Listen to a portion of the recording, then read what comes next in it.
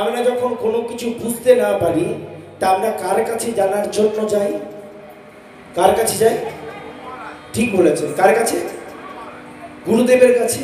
হ্যাঁ, গুরু বাড়ি থেকে আমরা ছুটে যাই যে এই বিষয়টা কি হবে বা এই পথটা আমরা কেমন ভাবে পেরোবো। হ্যাঁ, আমরা কার কাছে যাই মা? গুরু বাড়িতে যাই। আচ্ছা, এখানে কে কে গুরু দীক্ষা নিয়েছেন আমরা হাত তুলুন দেখি। বাবা বাবা, হরিবল হরিবল, খুব সুন্দর জায়গায় এসে পৌঁছেছি বাবা, খুব সুন্দর আসরে এসে পৌঁছেছি গো। এতজন দীক্ষা নিয়েছেন, যারা দীক্ষা এখনো নেননি তারা গুরুচরণে আশ্রয় নিয়ে নেবেন। তার কারণ হলো গুরুদেবের চরণ ছাড়া আপনি ভগবানের চরণে কখনোই পৌঁছাতে পারবেন না। গুরুদেবের চরণ ছাড়া আপনি কখনোই ভগবানের কাছে কোনোদিনও পৌঁছাতে পারবেন না। তাই যারা এখনো গুরু দীক্ষা নেননি তারা গুরুদেবের চরণাশ্রিত হয়ে যাবে। একটা গুরু সেবা কেমন করে করতে হয়? হরিবল। তাহলে গুরু সেবা কেমন করে করতে হয়? অন্তরে ভালোবাসা দিয়ে, অন্তরে শ্রদ্ধা দিয়ে, অন্তরে ভক্তি দিয়ে আপনি যখন গুরুদেবের চরণ সেবা করবেন তখন আপনি জানবেন রাধা গোবিন্দের যুগল চরণ আপনার হৃদয় মন্দির মাঝে রয়েছে। যখন আপনি গুরুদেবের চরণ সেবা করবেন তখন জানবেন রাধা কৃষ্ণের যুগল চরণ আপনার হৃদয় মন্দির মাঝে রয়েছে। তবেই কিন্তু গুরুদেবের চরণ সেবা করতে পারবেন। এখানে আরেকটা প্রশ্ন, হ্যাঁ মা, গুরু বড় না কৃষ্ণ বড়? হরিবল, এই দিয়ে গুরু বড় না কৃষ্ণ বড় মা? যারা কৃষ্ণকে বড় বলেন একবার হাত তুলুন দেখি। হরিবল হরিবল হরিবল। এবার হাতগুলো নামিয়ে দিন। এবার যারা গুরুকে বড় বলেন তারা হাত তুলুন। হরিবল। আমার দুদিকে হাত তুলছেন যে? আহা, আপনাকে বলছি দুই দিকে হাত তুলছেন কেন? সেই ভোটে মুড়ি ভাগ হওয়ার মতন যে। হ্যাঁ, ভোট আসছে, ভোট নিয়ে কিছু কথা বলা উচিত নয়, কেন বলুন তো? মার পড়ে যাবে বুঝি, বুঝতে পেরেছেন?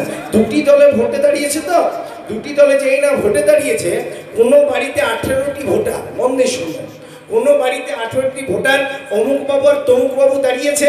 অমুক বাবু বলছে ওই 18টি ভোটারের মালিককে, মানে গৃহকর্তাকে, অমুক বাবু দেখবেন একটু। বলছে কোনো চিন্তা নেই, 18টি ভোট আপনার দিকে। বলছে কোনো চিন্তা নেই, 18টি ভোট আপনার দিকে। বলছে যান ঘুগনি মুড়িটি 18 চিক নিয়ে নিন। লক্ষ্য করবেন। আর আরেকজন বলছে, আরেক ব্যক্তি বলছে অমুক বাবু, বলছে কি হয়েছে একটু আমাকেও দেখবেন। কোনো চিন্তা নেই, 18টি ভোট আপনার দিকে। বলছে যান কচুরি ঘুগনি নিয়ে নিন। বুঝতে পেরেছেন? মানে গুরু বড় তাও হাত তুলে দিলেন, আর কৃষ্ণ বড় তাও হাত তুলে। আমার প্রশ্নটা আছে কিনা, গুরু বড় না কৃষ্ণ বড়?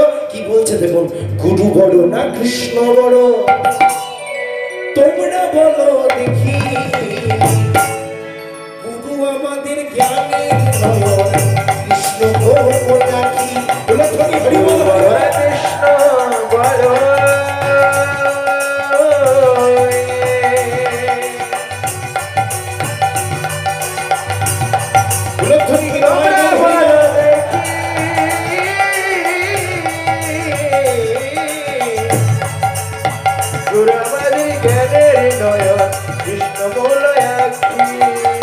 গুরু বড় না কৃষ্ণ বড় তোমরা বলো দেখি। গুরু আমাদের জ্ঞানের নয়ন, কৃষ্ণ বড় রাখি। গুরু বড় না কৃষ্ণ বড় তোমরা বলো দেখি। গুরু আমাদের জ্ঞানের নয়ন, কৃষ্ণ বড় রাখি। কি বলছে পরের লাইনে জানেন? বলছে গুরু কৃষ্ণ দুই রূপ, ওই শাস্ত্রেরই প্রমাণে। গুরু রূপে কৃষ্ণ কৃপা করেন জগজনে। হরি হরি বল, হরি বল। গুরু কৃষ্ণ দুই রূপ, ওই শাস্ত্রে প্রমাণে। গুরু রূপে কৃষ্ণ কৃপা করেন জগজনে। বলছে গুরু কৃষ্ণ দুই রূপ, শাস্ত্রেরই প্রমাণে গুরু রূপে কৃষ্ণ কৃপা করেন জগজনে। লক্ষ্য করবেন, এই জায়গাটির নাম কি বললেন? নতুন মদনপুর। আমি আসছি কোথা থেকে? আসানসোল থেকে। আমাকে মাঝে বেরোতে হচ্ছে কোন জায়গা? রানীগঞ্জ। রানীগঞ্জের ওপর দিয়ে আসতে হচ্ছে, তাই তো? রানীগঞ্জ পেরিয়ে আমি এখানে এসেছি। তা লক্ষ্য করবেন, ওই রানীগঞ্জ যে জায়গাটি পেরিয়ে আসছি সেই জায়গাটি হচ্ছে গুরুদেব। আর এই যে নতুন মদনপুর আপনাদের যে হরিবাসর, এই জায়গাটি হচ্ছে ভগবান শ্রীকৃষ্ণচন্দ্র। ওই রানীগঞ্জ যদি আমি বেরোতে পারি তবেই কিন্তু আমি নতুন মদনপুরে আসতে পারবো। আর যদি রানীগঞ্জে আমি আসতে না পারি, আমার এখানে আসতে পারবো না। ঠিক তেমনি কেউ যদি গুরুচরণ ধরতে পারে তবে সে ভগবানের চরণে আপনা আপনি যাবে। আর যদি কেউ গুরুদেবের চরণ ধরতে না পারে, সে কোনোদিনই ভগবানের চরণে পৌঁছাতে পারবে না। চলুন সকলে মিলে ভব সাগর তারণ কারণ হে রঘুনন্দন নন্দন খণ্ডন হে বলো তারণ কারণ হে রবিবন্দন বন্দন খণ্ডন হে ভব সাগর তারণ কারণ হে রঘুনন্দন বন্দন খণ্ডন হে বলো তারণ কারণ হে রবিবন্দন বন্দন খণ্ডন হে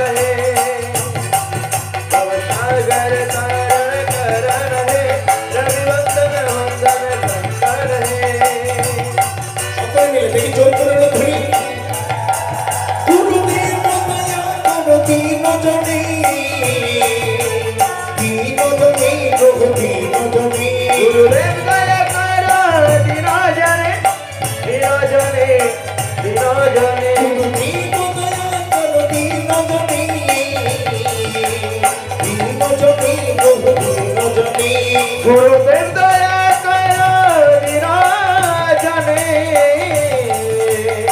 বিরাজনে বিরাজনে।